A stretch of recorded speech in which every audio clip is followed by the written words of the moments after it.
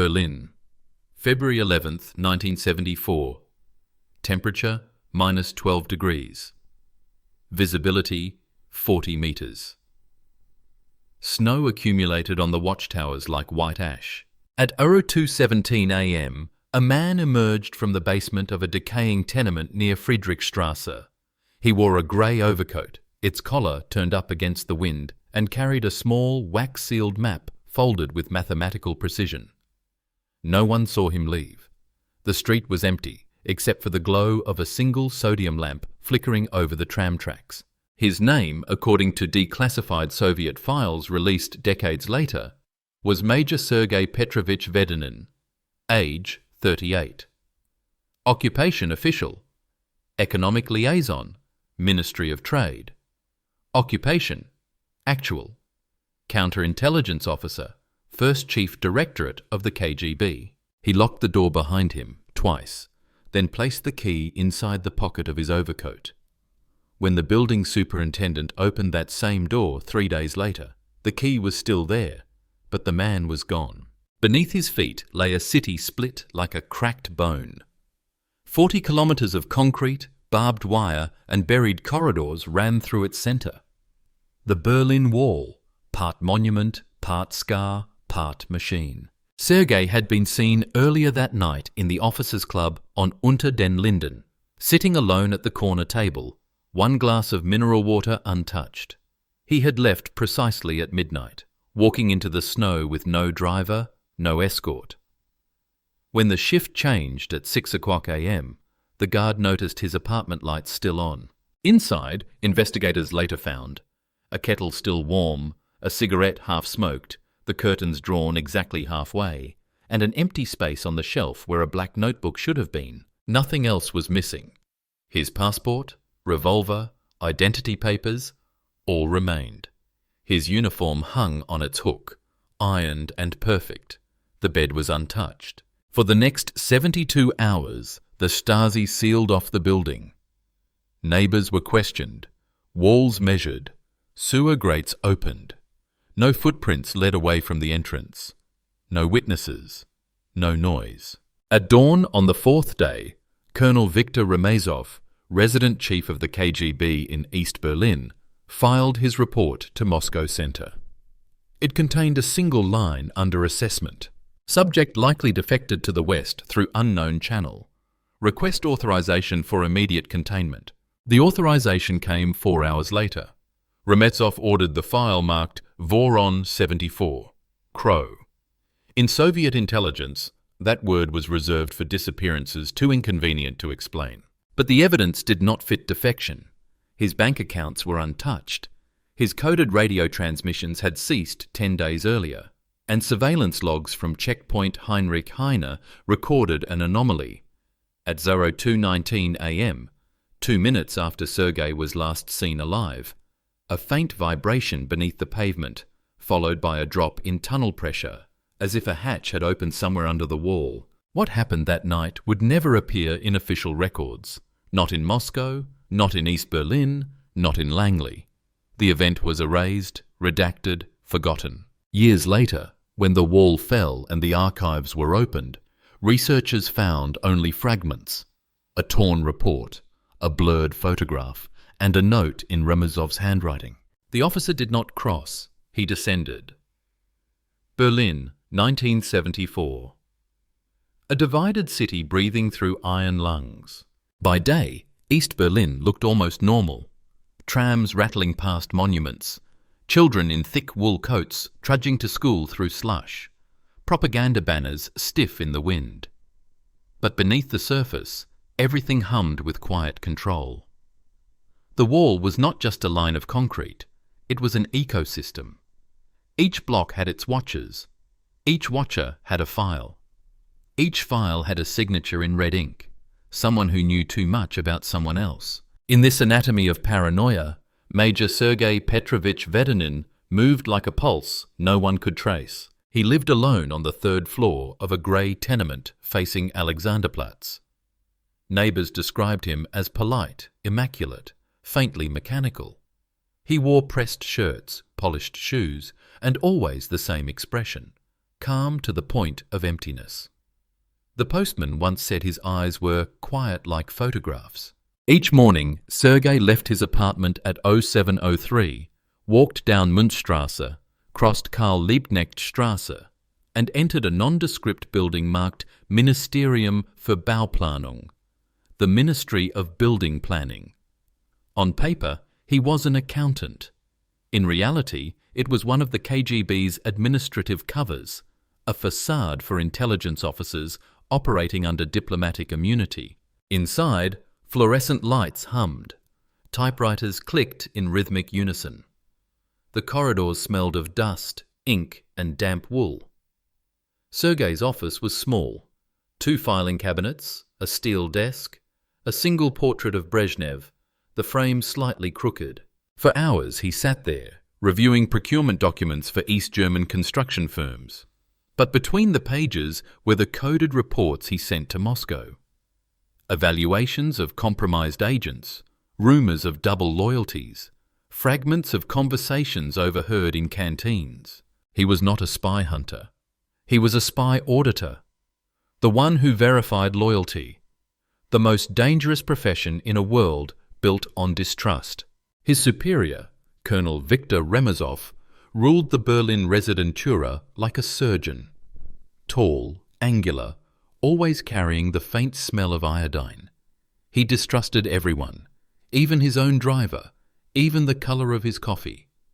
Those who disappointed him were reassigned to administrative leave, the euphemism for interrogation rooms beneath Karlshorst.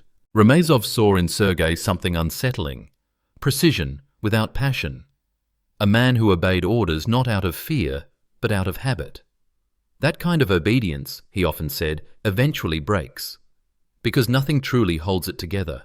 His suspicions began after a mission in Dresden, 1973. Sergei had returned from a debriefing in silence. He stopped drinking, stopped attending party meetings, and began burning his notes at night.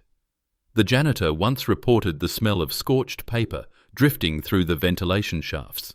Remezov ordered a discrete file, Observation 21V. It described small things.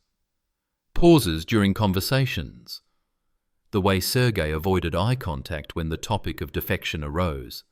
His repeated requests for transfer to civil administrative duties. To the KGB, these were not symptoms of fatigue. They were early signs of ideological corrosion. At the same time, the CIA in West Berlin had been picking up strange radio bursts, brief encrypted transmissions on the old Soviet diplomatic bands. Each lasted less than 15 seconds, sent in 5-digit groups, the classic signature of Soviet tradecraft. The source moved slightly with every burst, as if underground. Analysts traced it to an area beneath the Friedrichstrasse border zone, a radius of 200 meters. The code name assigned by Langley was Winter Echo. No one knew it was Sergei. There was another name in his life, Erika Hartmann, a clerk at the Soviet Trade Mission, 31 years old, Westbourne but naturalized East. Her father had disappeared in 1953 during the uprising. Her mother cleaned offices for ration coupons. Erika had learned to survive by saying little, smiling when required, and memorizing the silences between words. She met Sergei in late autumn 1972 when he came to file supply requests for construction materials. She remembered his voice, calm, measured, almost apologetic. Over time, their brief exchanges became a ritual. 2 sentences, a glance, nothing more. But in a city where even affection was suspect, that silence meant everything. Once, after hours, she found him standing near the embassy courtyard, staring at the wall through the fog. He said nothing for a long time, then spoke in a tone she would never forget. "You know, Miss Hartmann, sometimes I think we built this to keep something in, not out." It was the only personal sentence he ever said to her. By early 1974, a pattern emerged. Sergei left his office earlier than usual. He began walking alone along the Spree River, sometimes stopping near maintenance hatches. One night, a security officer followed him and reported that Sergei had entered a derelict tunnel entrance near Köpenicker Straße, a pre-war sewage line long sealed after 1961. Inside the KGB's secure archives, Remezov circled the report in red. He added 2 words, possible escape vector. But he was wrong. Sergei was not planning to run. He was looking for something buried. In the city's cold labyrinth of pipes and tunnels, remnants of old escape routes remained. Built by engineers, used by smugglers, later filled with cement. But some were only partially sealed. The Stasi knew this. So did the CIA. And, apparently, so did Major Vedenin. He mapped them at night, pencil sketches folded into his wallet, memorizing the curves of forgotten arteries. To anyone else, it looked like obsession. To Sergei, it was an act of cleansing. Each line drawn on his map erased a lie he had once written in a report. Each corridor represented a sin buried under the wall. Late January. Erica noticed he had stopped smoking. He carried a small notebook, black, unmarked. When she asked what he was writing, he said it was a ledger. Later, that notebook would become the object every agency was searching for. Because inside it, written in cipher, was the real list of agents Moscow had abandoned. Men and women sacrificed in false defectors' games played between KGB and CIA to protect higher assets. Sergei had discovered the truth during an audit, and the truth had destroyed him. Outside, Berlin froze harder with each week.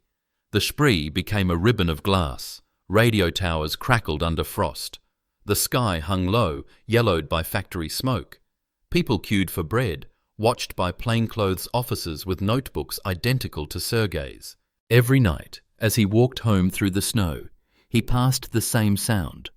Boots pacing behind him, then stopping when he stopped, breath in the fog, a cough that wasn't his own. By then he knew he was being watched. But he no longer cared. He had already chosen his method of disappearance. And beneath the city, beneath the wall, he had already marked the spot where he would cease to exist. February 2nd, 1974. The frost deepened. Snow clung to tram cables like veins of salt, and the city's sounds dulled beneath the weight of its own silence. Major Sergei Petrovich. Vedenin had stopped answering calls. Reports he once filed weekly now arrived sporadically, written in a different hand, smaller, more deliberate, each word pressed into the paper with surgical pressure, as if he were engraving instead of writing. Inside the KGB Residentura on Otto Grotewohlstrasse, the mood was electric with suspicion. Colonel Viktor Remezov no longer mentioned Sergei by name. He referred to him only as the subject. He ordered 2 surveillance units from the Stasi's Department Ytuitu, specialists in internal monitoring, men trained to shadow without shadow.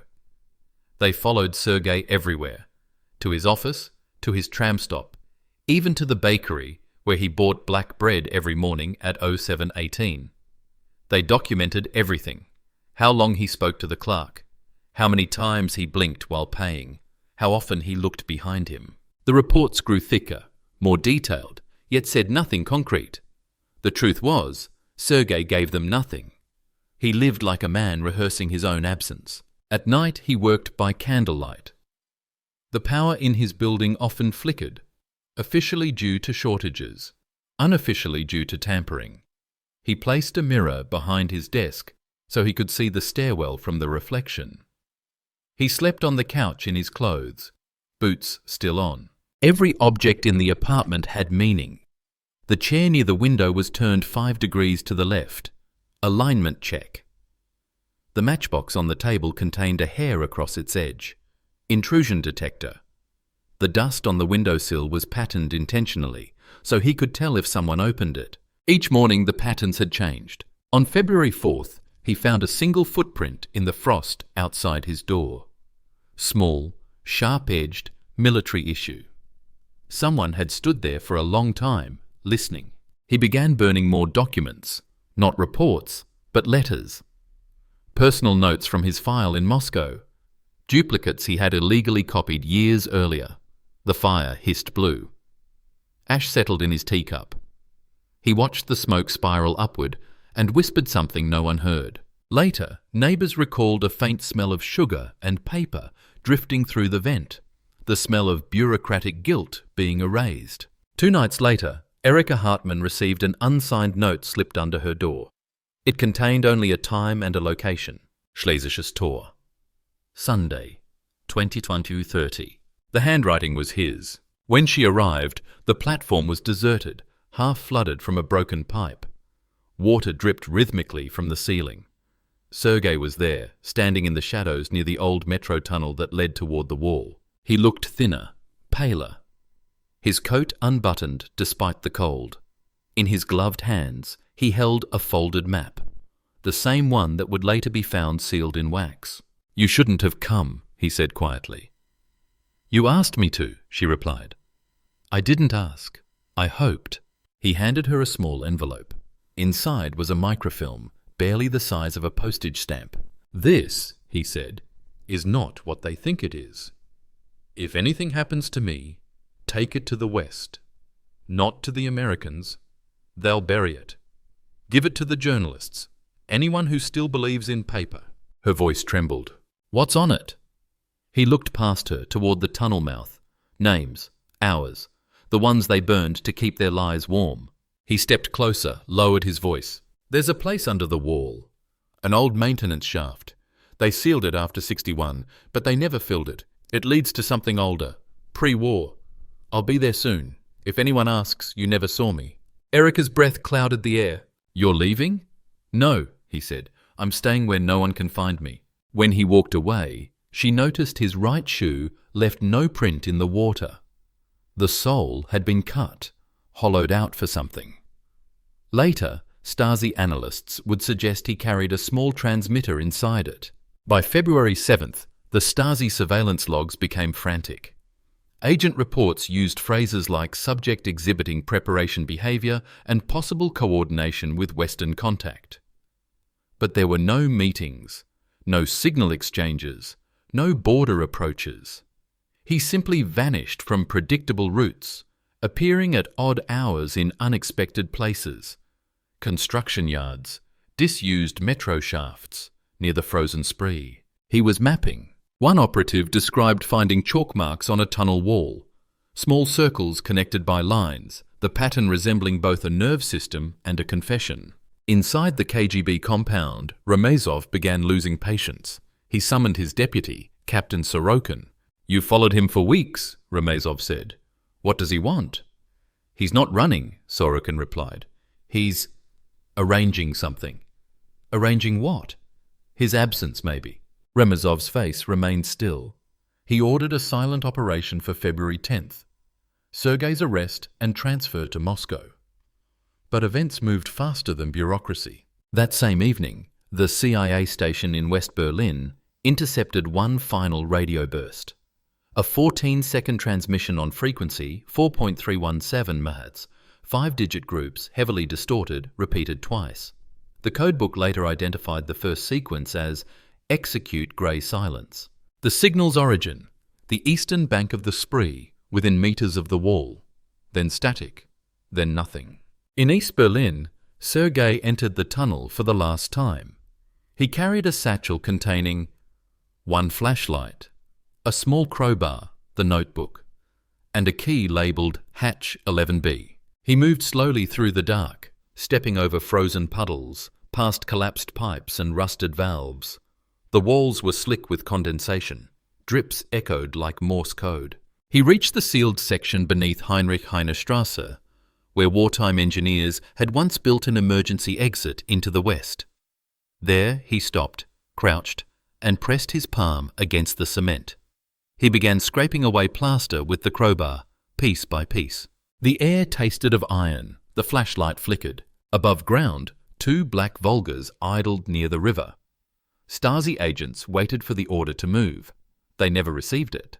At 02:17 a.m., a tremor passed through the frozen ground, a dull vibration, like a door closing deep beneath the earth. The next morning, his apartment light still burned, and the mirror behind his desk, the one that faced the stairwell, was shattered from the inside. Afterward, Ramazov claimed he never saw the note Sergei had left on his desk. It was unsigned, written in the same small, deliberate hand as his reports. The truth is not lost. It's merely buried where walls cannot divide it. February 12, 1974. Morning. The snow had stopped, but the city had not thawed. 2 Stasi officers knocked on the door of apartment 3B, Schönhauser Allee. Inside, Erika Hartmann was still wearing her nightgown. They said nothing, only showed her a document stamped with the seal of the Ministerium für Staatssicherheit. Her name was on it. The words, temporary detainment for questioning, were written in block letters. She was taken to Hohenschönhausen prison, the place where sound did not travel and light never changed. She was placed in a white room. No corners, no clock, no window. The interrogator's name was Hauptmann Voss, a man with surgeon's hands and the patience of a metronome. He began with questions she couldn't answer. Where was Major Vedenin the night of February 11th? What was in the envelope he gave you? Who were you instructed to contact in West Berlin? Each time she hesitated, Voss tapped his pen against the table, a rhythm that slowly replaced the beating of her heart. On the second night, she was shown photographs, the map, the tunnels, the wax paper, her own signature on the entry log of the trade mission. She denied everything. Then he said something that froze her completely. You don't understand, Fräulein Hartmann. Your major wasn't trying to escape. He was trying to bury something. While Erika's silence dissolved under interrogation, Colonel Viktor Remezov received a cable from Moscow Center. It was labeled Priority Red, Internal Compromise. The order was clear. Recover all materials related to Operation Grey Silence. Confirm destruction. No witnesses. Remezov read it twice. Then again. The phrase Grey Silence had not appeared in any of his directives. He contacted Moscow via secure line, requesting clarification. None came. At 2200 that night, his assistant, Captain Sorokin, entered the office carrying a folder found during a search of Sergei's apartment. Inside were fragments of paper that had been partially burned but not completely destroyed. When reassembled, they formed a list. 12 names, all marked with identical notation. Reassignment terminated. The dates ranged from 1968 to 1973. Each name corresponded to a Soviet asset who had vanished abroad, officially labelled as defectors or casualties. But one column, handwritten in faint pencil, told another story. Next to each name was a Western code name, CIA cryptonyms. The implication was unmistakable. The KGB had exchanged its own operatives for information. They weren't killed by the enemy. They were sacrificed by Moscow itself. Remezov sat motionless for nearly an hour. When he finally spoke, his voice was flat. He found it, he said. Found what, sir? Sorokin asked. The truth. The thing none of us are allowed to see. He ordered Sorokin to assemble a recovery team. Destination: the sealed tunnels beneath Heinrich-Heine-Strasse. They entered through a maintenance hatch at dawn. The air was dense with moisture and something older, the smell of oil, rust, and decomposition. Flashlights cut through the darkness, slicing beams across walls lined with forgotten graffiti. One of the men shouted. His boot had struck metal. Beneath a thin layer of mud lay a steel box, military issue, sealed with bolts. Remezov knelt and brushed away the grime. Stamped on the lid were 3 letters, G.S. Grey Silence. They carried it back to the surface, where technicians cracked the bolts. Inside were rolls of microfilm, photographs, and a handwritten note wrapped in wax paper. The note was signed with 3 initials, SPV. History is a room without doors. Those who enter cannot leave, but they can choose where to hide the key. Remezov understood immediately. Sergei had not fled. He had gone underground to bury the evidence, to seal away the records before anyone could use them. He had chosen disappearance over complicity. For the first time in his career, Viktor Remezov felt something that resembled pity, or perhaps envy. He turned to his men. No one saw this, he said. No one speaks of this. The man never existed. The order was carried out with bureaucratic precision. The microfilms were burned. The report was classified as a training accident. All personnel files connected to Major Vedenin were archived under non-operational losses. Only Remezov kept one artifact, a single photograph from the box. It showed a young officer shaking hands with an American diplomat, both faces blurred. On the back, in faint pencil, "Trade made, lives lost." He locked it in his drawer and never spoke of it again. Meanwhile, Erica was released from prison after 23 days. No charges, no explanation. Her job at the trade mission was reassigned. Her neighbours stopped speaking to her. She moved to a smaller flat near Treptower Park and lived alone, under observation. Every morning, she walked the same path to the tram stop, eyes fixed on the ground, as if afraid the pavement itself might open and swallow her whole. But sometimes, late at night, she thought she heard something under the floor.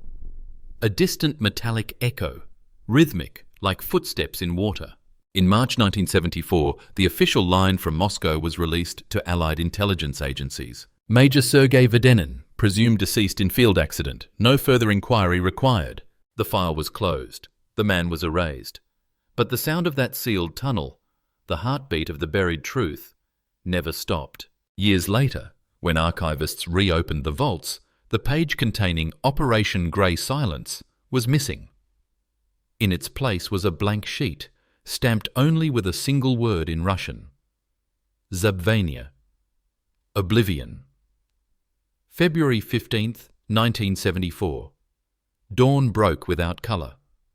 A pale sun hung behind the clouds like a light bulb through fog.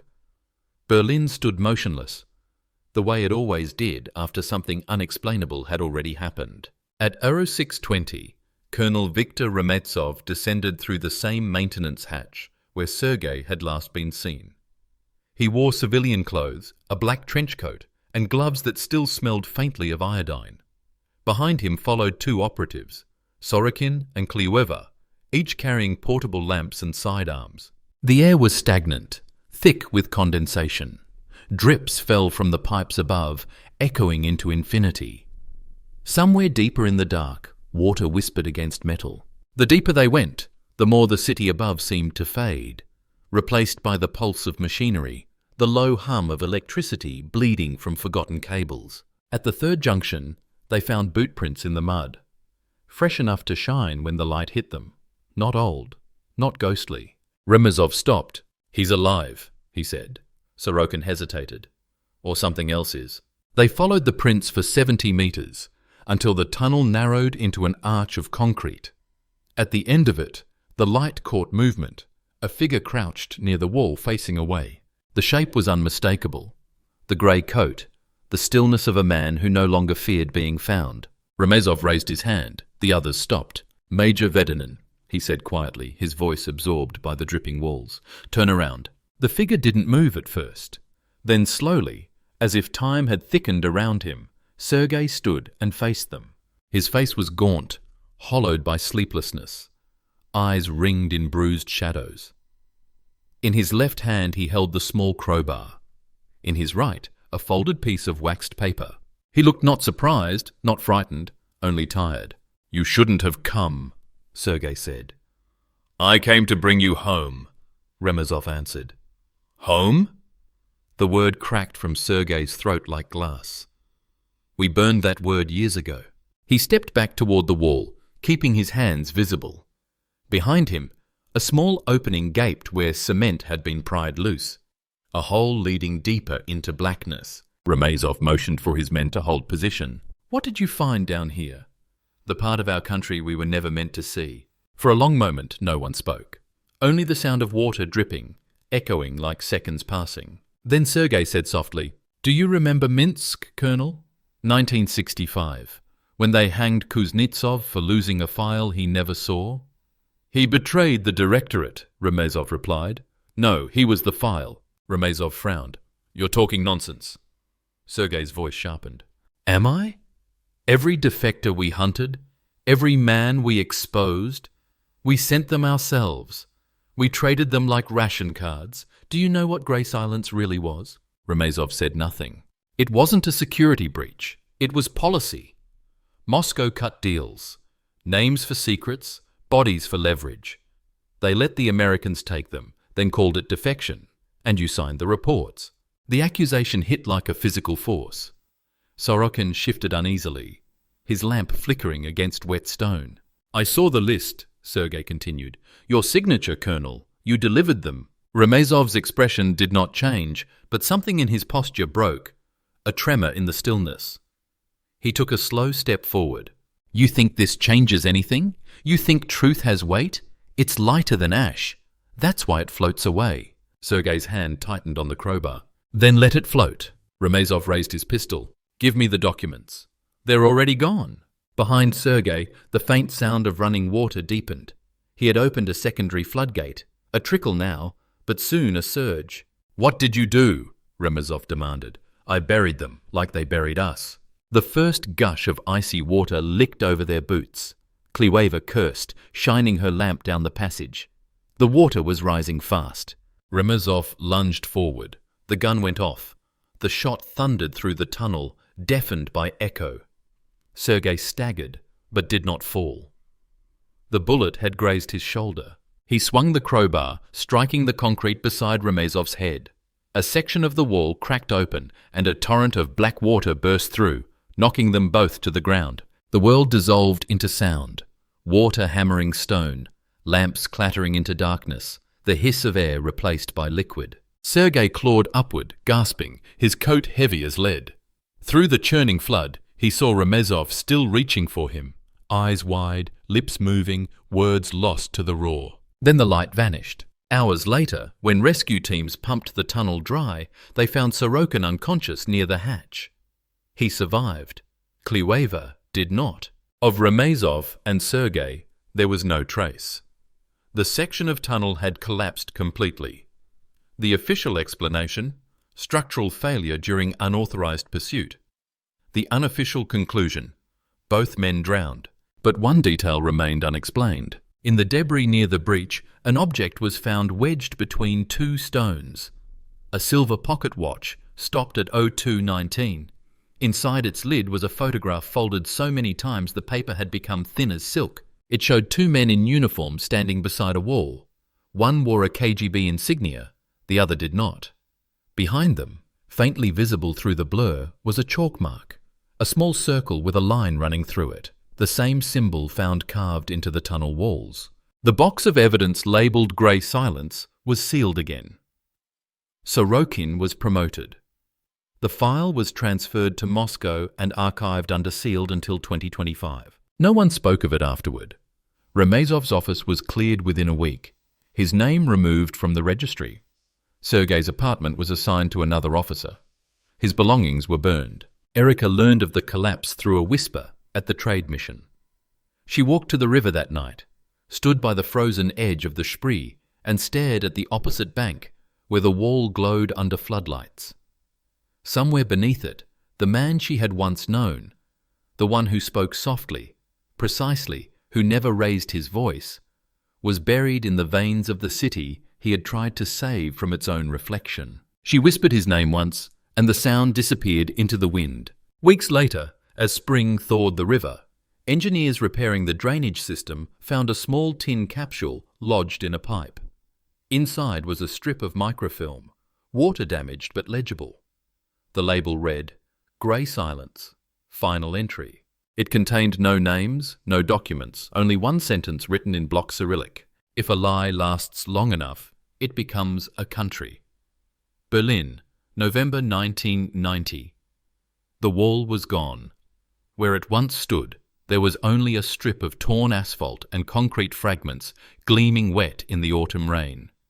Tourists carried pieces of it home in their pockets, tokens of history reduced to souvenirs. Construction crews worked day and night, clearing tunnels, filling voids, making room for a city trying to forget what it had divided. On a grey morning near Heinrich Heine Strasse, an excavator struck metal beneath 3 meters of soil. Work halted. Engineers descended into the exposed shaft and found what looked like the remains of a collapsed chamber.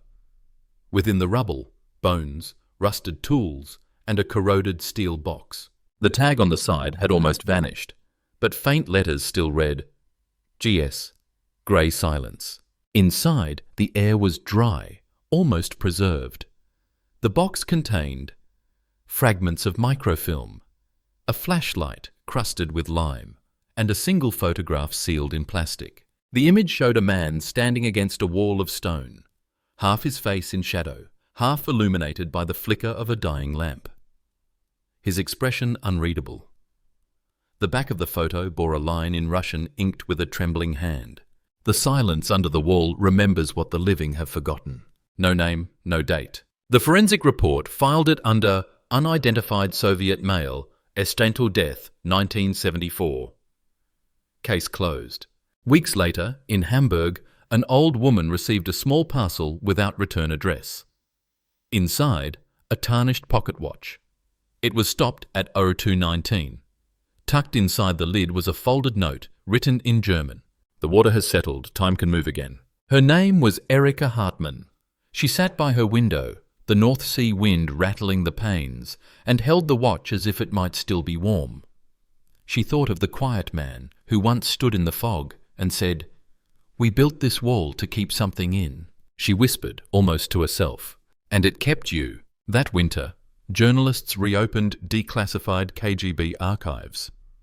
They found nothing under Vedenin, Sergei Petrovich. No records, no personnel file, no birth certificate. Just an empty space where his name should have been, replaced by the word Otmignon, cancelled. A historian writing for Der Morgen described the discovery as a perfect erasure, a man so completely deleted that even his absence was bureaucratically organised. No one claimed the body, no monument was built. The ground above the tunnel became part of a parking lot. At night, the workers said the air there felt colder than the rest of the city, that when the wind blew from the river, it carried a faint echo, not words, not cries, but the hollow rhythm of dripping water on stone, repeating endlessly like a heartbeat. In time, Berlin rebuilt itself. Cafes opened where watchtowers once stood. Children played on grass that had once been mined.